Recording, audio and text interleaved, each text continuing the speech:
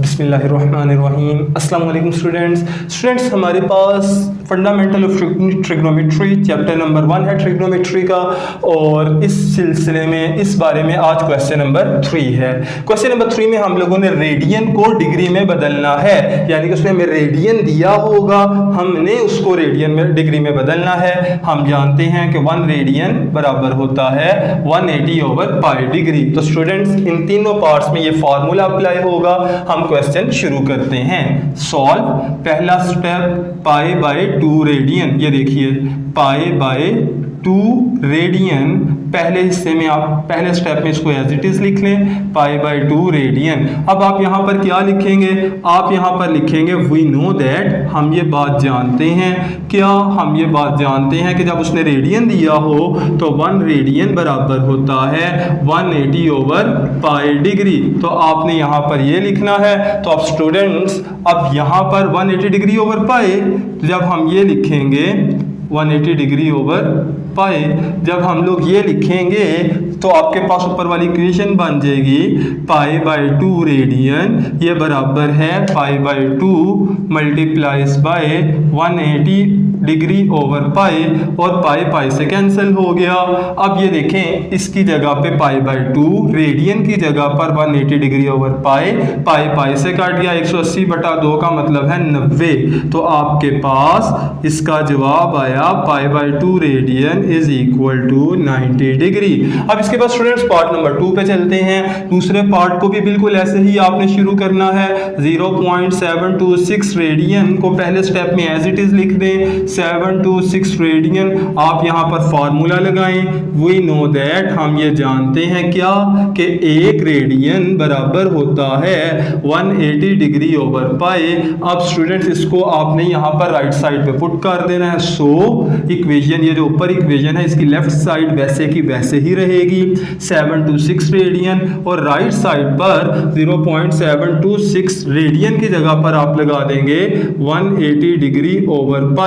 अब ये देखें 0.726 मल्टीप्लाई डिवाइडेड बाय पाई, इसको पहले पाई पे डिवाइड कर देते हैं। इसको हम लोगों ने पाई पर शिफ्ट और एक्सपोनेंशियल जी, तो हमारे पास इसका जवाब आ गया 0.2427, और इसको मल्टीप्लाई आप किससे करना है? 180 डिग्री के साथ। Answer is multiplies by, now answer is multiplies by 180 degree.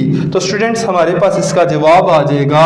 अब जो जवाब आया है वो देखिए, इसका जवाब आता है 43.6937। आपके पास ये इसका जवाब किस में आया है? ये आपके पास इसका जवाब आया है डिग्री में। आप इसको बदलेंगे मिनट्स में और सेकंड में, उसके लिए आप यहाँ पर डिग्री और मिनट वाला बटन दबा दें। जैसे ही आप वो प्रेस करेंगे तो इसका आंसर आ जाएगा 43 डिग्री 41 मिनट्स एंड 37 सेकंड। तो ये स्टूडेंट्स आपके पास क्वेश्चन नंबर 3 का पार्ट नंबर 2 था। इसके बाद हम चलते हैं पार्ट नंबर 3 के ऊपर। पता है इस स्टेप से हमें पता क्या चला इस क्वेश्चन में कि जब हम इसको हल कर लेंगे, जवाब पॉइंट में इशारिया की शक्ल में अगर डिग्री आ रही हो तो फिर हम लोगों ने यहाँ पर डिग्री मिनट और सेकंड वाला बटन प्रेस कर देना है आंसर पर। तो जो आंसर आएगा फिर वो लिखना है। आखिर में स्टूडेंट्स हमारे पास रेडियन में अगेन क्वेश्चन है। इसको सॉल्व करने के लिए लिखा 2π/3 radian is equal to the 2π/3 radian. अब इसके बाद फिर लगा दिया हम लोगों ने वो फार्मूला। हम ये बात जानते हैं कि 1 radian is equal to the 1 radian is equal to 180/π radian, 180/π। अब स्टूडेंट्स आपने ये वाली वैल्यू राइट साइड पर लगा देनी है। सो 2π/3 रेडियन ये बराबर होगा हमारे पास 2π/3, और रेडियन की जगह पर आ जाएगा 180/π। अब यहाँ पर पाई से कैंसल, 3 60 180 होता है और 60 2 120, लिहाजा 2π/3 रेडियन बराबर होगा 120 डिग्री के। क्योंकि इसमें इशारिया नहीं है लिहाजा इसको डिग्री ही रहने देंगे। तो स्टूडेंट्स ये हमारे पास question number 3।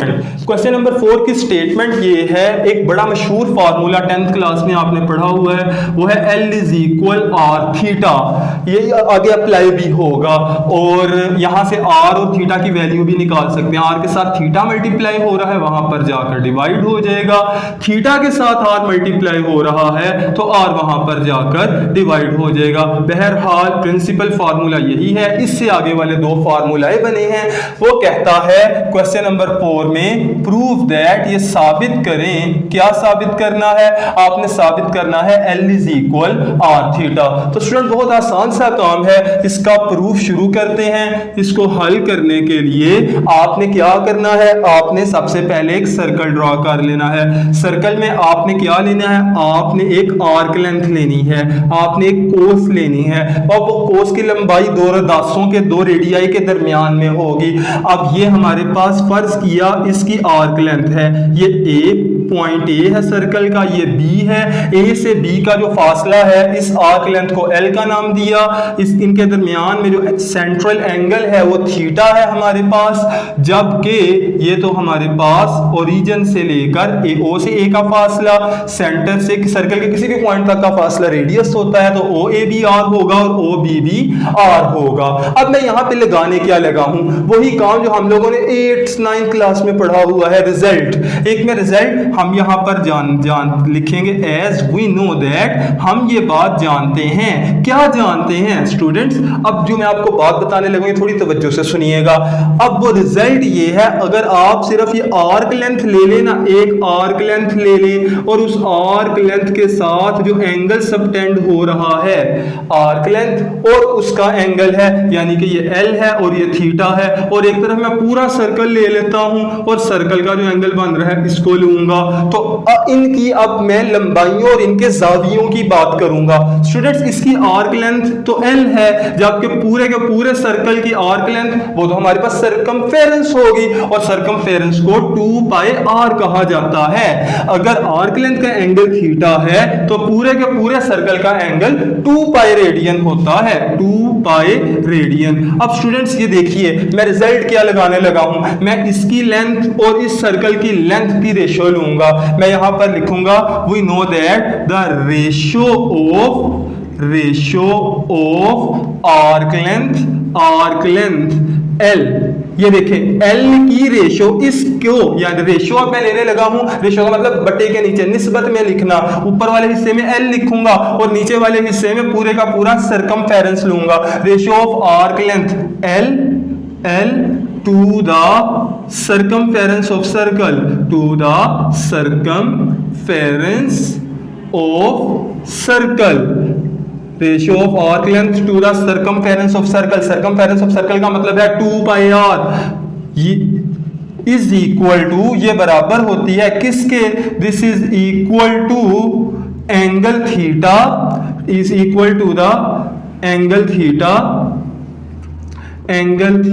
The ratio equal to the